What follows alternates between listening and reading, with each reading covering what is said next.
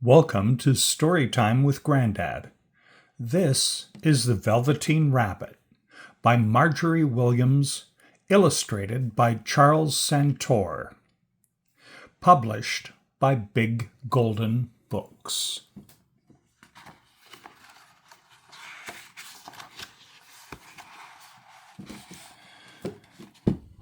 There once was a Velveteen Rabbit, and in the beginning he was really splendid.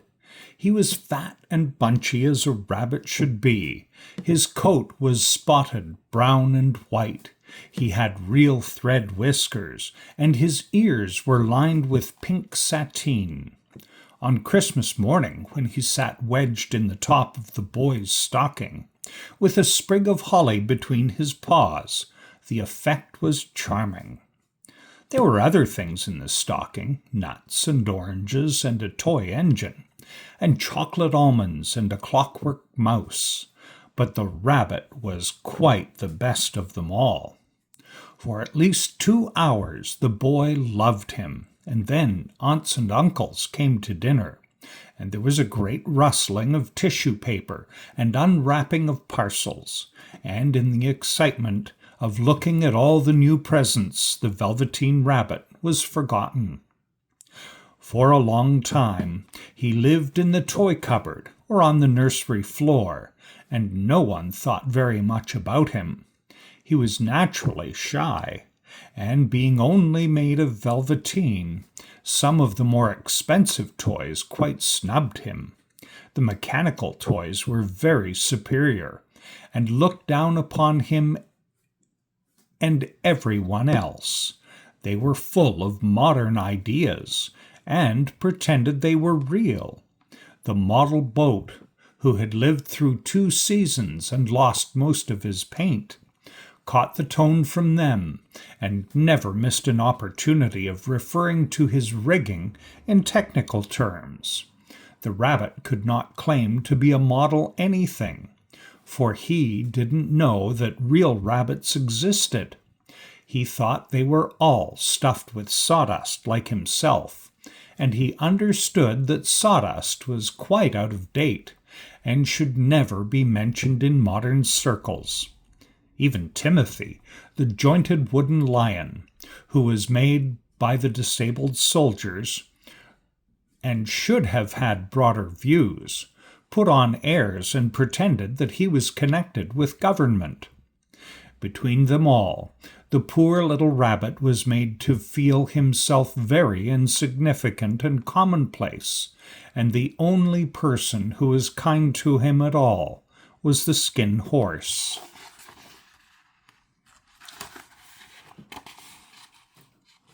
The Skin Horse had lived longer in the nursery than any of the others. He was so old that his brown coat was bald in patches and showed the seams underneath, and most of the hairs in his tail had been pulled out to string bead necklaces. He was wise, for he had seen a long succession of mechanical toys arrive to boast and swagger, and by break their mainsprings and pass away. And he knew that they were only toys and would never turn into anything else. For nursery magic is very strange and wonderful, and only those playthings that are old and wise and experienced like the Skin Horse understand all about it. "What is real?" asked the rabbit one day, when they were lying side by side near the nursery fender, before Nana came in to tidy the room. "Does it mean having things that buzz inside you and a stick-out handle?" "Genuine isn't the manner by which you are made," said the Skin Horse. "It's a thing that happens to you. At the point when a kid loves you for a long, long time to play with, however adores you, then, at that point, you become real." "Does it hurt?" asked the rabbit. "Sometimes," said the Skin Horse, for he was always truthful. "When you are real, you don't mind being hurt." Does it happen all at once, like being wound up, he asked, or bit by bit? Oh, it doesn't happen all at once, said the Skin Horse. You become. It takes a long time. That's why it doesn't happen often to people who break easily, or have sharp edges, or have to be carefully kept. Generally, by the time you are real, most of your hair has been loved off, your eyes drop out, and you get loose in the joints and very shabby. But these things don't matter at all, because once you are real, you can't be ugly, except to people who don't understand.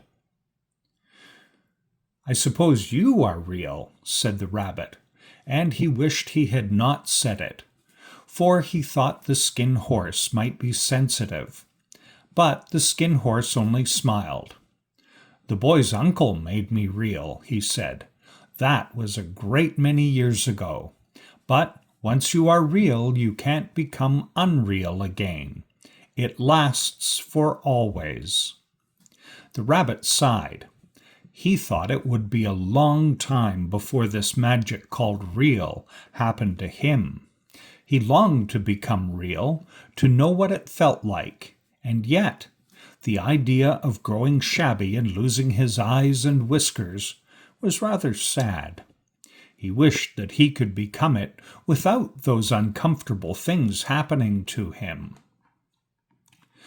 There was a person called Nana who ruled the nursery. Sometimes she took no notice of the playthings lying about, and sometimes, for no reason whatever, she went swooping about like a great wind and hustled them away in cupboards. She called this tidying up, and the playthings all hated it, especially the tin ones. The rabbit didn't mind it so much, for wherever he was thrown, he came down soft. One evening, when the kid was hitting the hay, he was unable to discover the china canine that consistently laid down with him. Nana was in a rush, and it was an excessive, difficult situation to chase for china canines at sleep time. So she eventually looked about her, and seeing that the toy cabinet door stood open, she made the plunge. "Here," she said, "take your old bunny. He'll do to sleep with you." And she dragged the rabbit out by one ear and put him in the boy's arms. That night, and for many nights later, the Velveteen Rabbit slept in the boy's bed. At first he found it rather uncomfortable, for the boy hugged him very tight, and sometimes he rolled over on him, and sometimes he pushed him so far under the pillow that the rabbit could scarcely breathe. And he missed, too, those long moonlight hours in the nursery, when all the house was silent, and his talks with the Skin Horse. But very soon he grew to like it, for the boy used to talk to him, and made nice tunnels for him under the bedclothes, that he said were like the burrows that real rabbits lived in. And they played splendid games together, in whispers, when Nana had gone away to her supper and left the nightlight burning on the mantelpiece. And when the boy had dropped off to sleep, the rabbit would snuggle down close under his little warm chin and dream, with the boy's hands clasped close round him all night long. And so time went on, and the little rabbit was very happy, so happy that he had never noticed how beautiful his velveteen fur was getting shabbier and shabbier, and his tail becoming unsewn, and all the pink rubbed off his nose where the boy had kissed him. Spring came, and they had long days in the nursery, for any place the boy went, the rabbit went as well. He had rides in the wheeled cart, and picnics on the grass, and dazzling pixie cabins worked for him under the raspberry sticks behind the blossom line. What's more, once, When the boy was summoned abruptly to go out to tea, the rabbit was forgotten about on the grass until long after sunset, and Nana needed to come and search for him, with the light on the grounds that the boy couldn't rest except if he was there. He was wet through with the dew and very natural from jumping into the tunnels the boy had made for him in the bloom bed, and Nana protested as she took him off with an edge of her cover.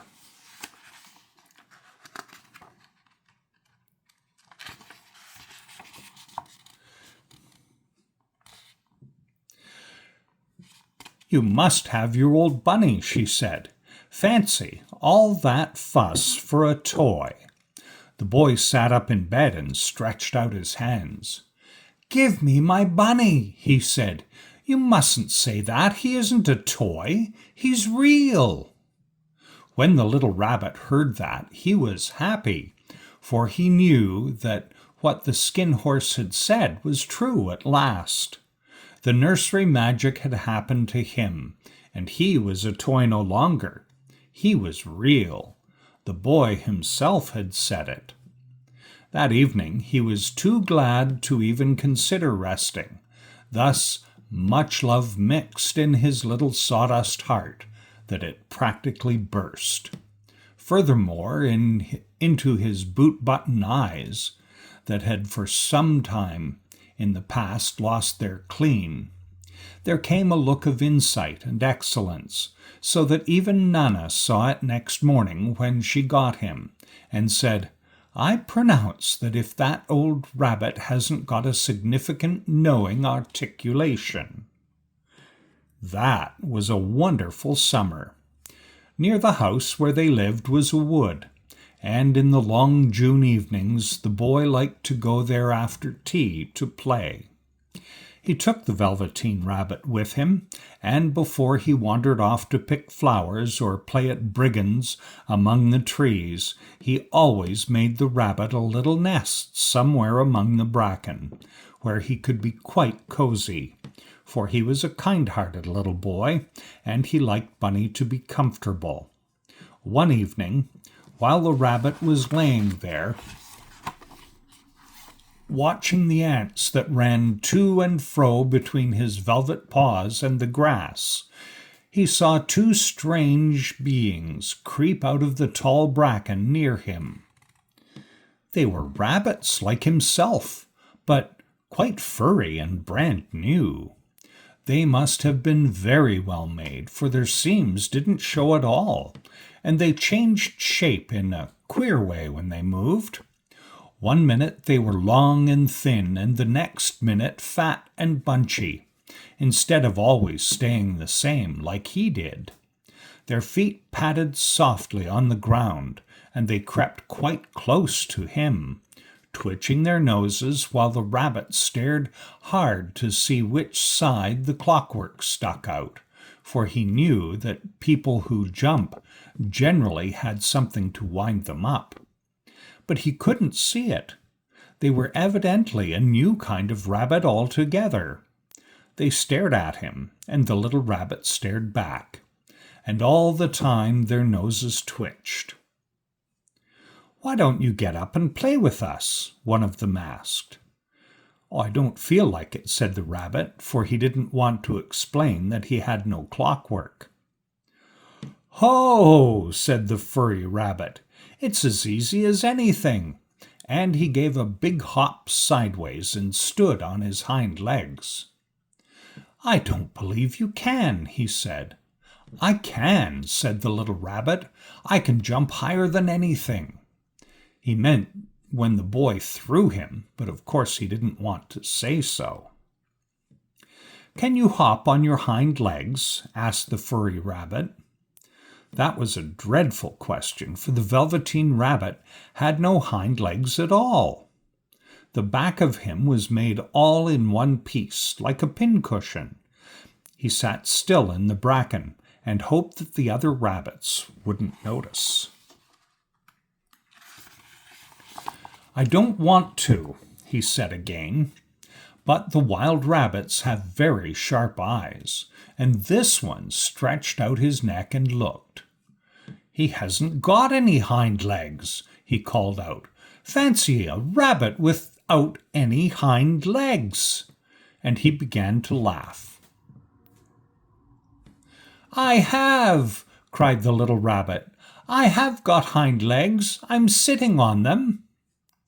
"Then at that point stretch them out and show me, similar to this," said the wild bunny. What's more, he started to spin round and dance till the little hare got very mixed up. "I don't like dancing," he said. "I'd rather sit still." In any case, meanwhile he was aching to move, for an interesting new tickly feeling went all through him, and he believed he would give anything on earth to have the option to hop about like these hares did. The strange rabbit stopped dancing and came quite close. He came so close this time that his long whiskers brushed the Velveteen Rabbit's ear, and then he wrinkled his nose suddenly and flattened his ears and jumped backwards. "He doesn't smell right," he exclaimed. "He isn't a rabbit at all. He isn't real." "I am real," said the little rabbit. "I am real. The boy said so." And he nearly began to cry. Just then there was a sound of footsteps, and the boy ran past near them, and with a stamp of feet and a flash of white tails, the two strange rabbits disappeared. "Come back and play with me," called the little rabbit. "Oh, do come back. I know I am real." But there was no answer. Only the little ants ran to and fro, and the bracken swayed gently where the two strangers had passed. The Velveteen Rabbit was all alone. "Oh dear," he thought, "why did they run away like that? Why couldn't they stop and talk to me?"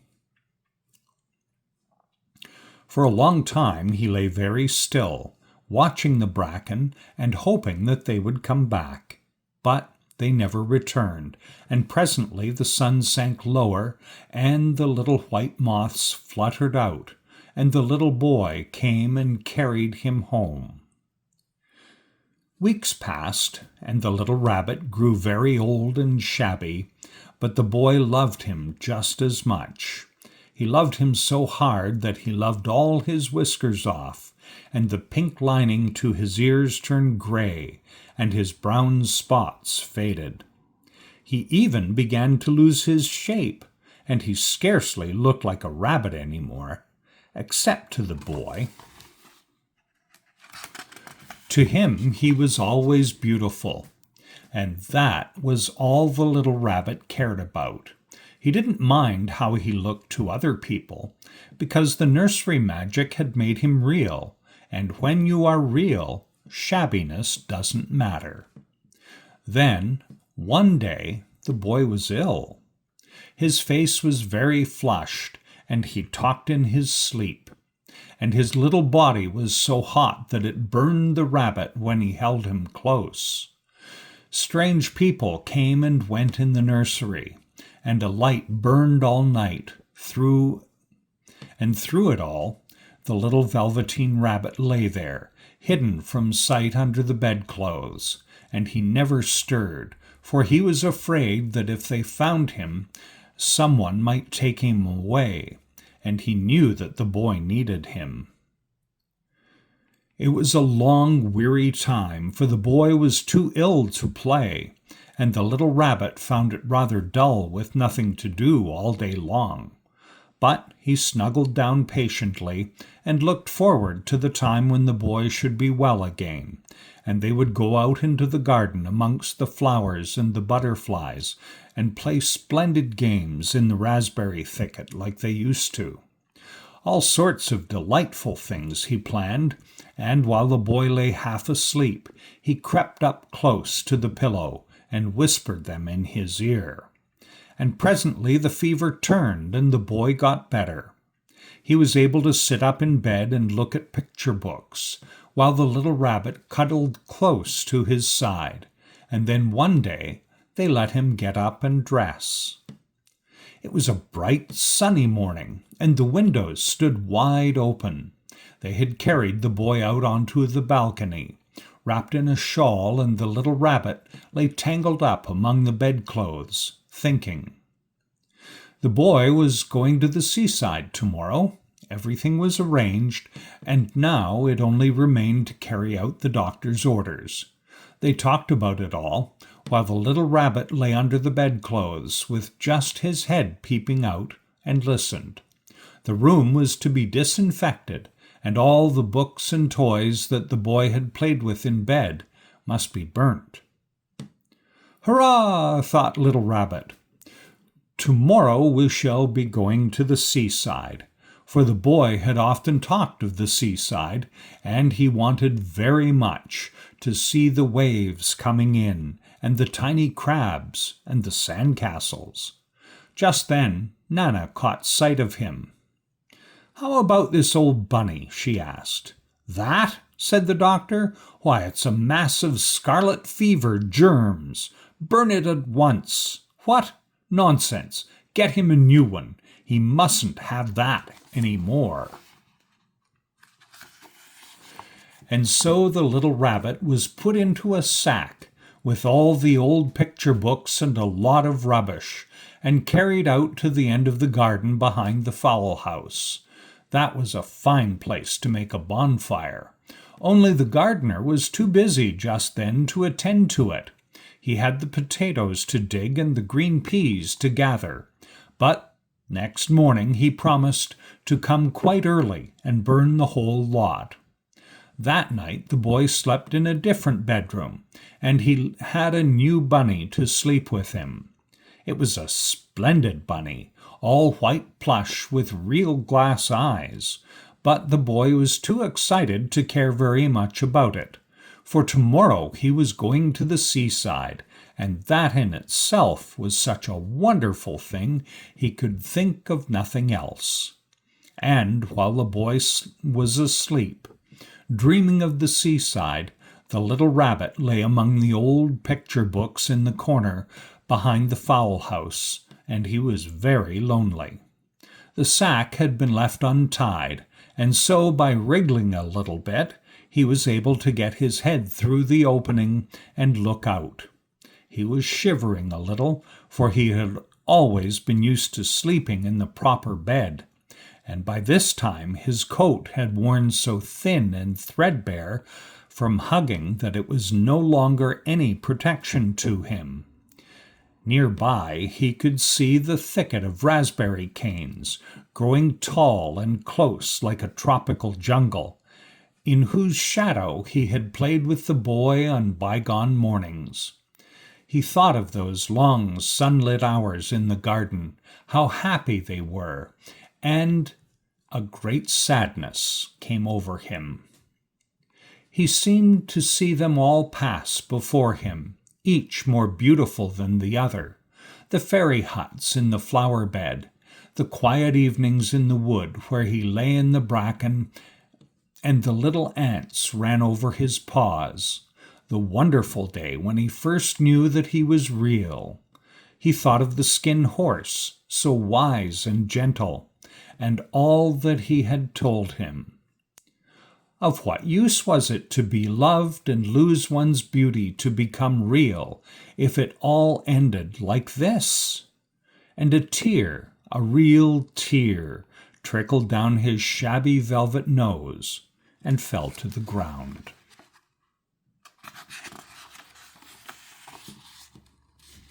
And then a strange thing happened.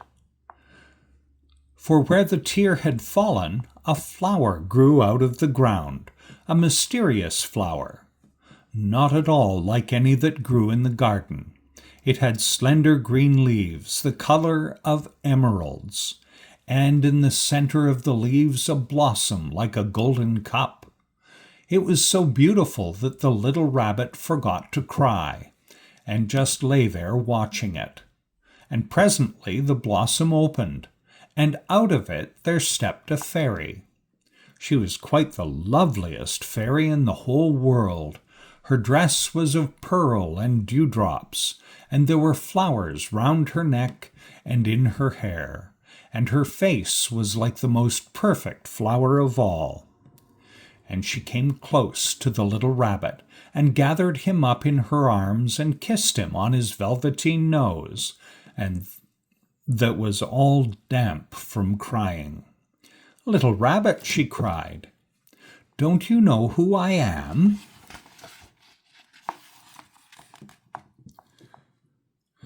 The rabbit looked up at her, and it seemed to him that he had seen her face before, but he couldn't think where. "I am the nursery magic fairy," she said. "I take care of the playthings that the children have loved. When they are old and worn out and the children don't need them any more, then I come and take them away with me and turn them into real." "Wasn't I real before?" asked the little rabbit. "You were real to the boy," said the fairy, "because he loved you. Now you shall be real to everyone."